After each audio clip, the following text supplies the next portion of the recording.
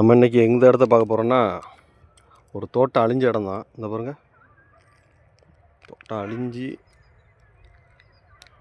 கூடார மாதிரி நடந்துக்குன்னு நினைக்கிறேன். பானை ஓடுகள் இங்கே நிறைய கிடக்கு. அவங்க நான் மெட்டல் பெயிண்ட் வச்சு சர்ச் பண்ணி பார்ப்போம், ஏதாச்சும் நம்மளுக்கு கிடக்க.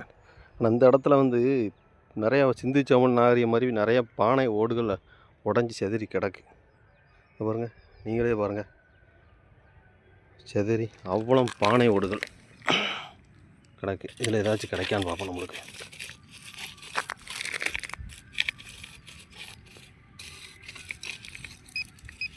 இதில் ஏதோ அடிக்குது, பார்ப்போம்.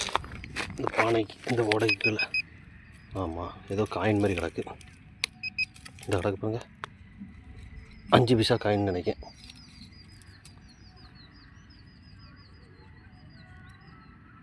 கொஞ்சம் காயினை லைட்டாக துடைச்சிரும்.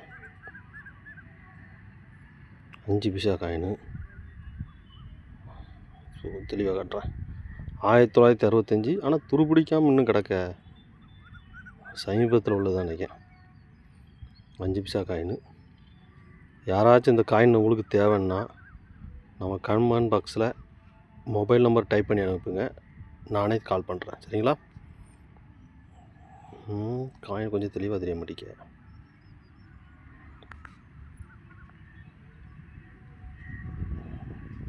ஆ 1965 காயின் கொஞ்சம் கிளார மங்களாக இருக்க.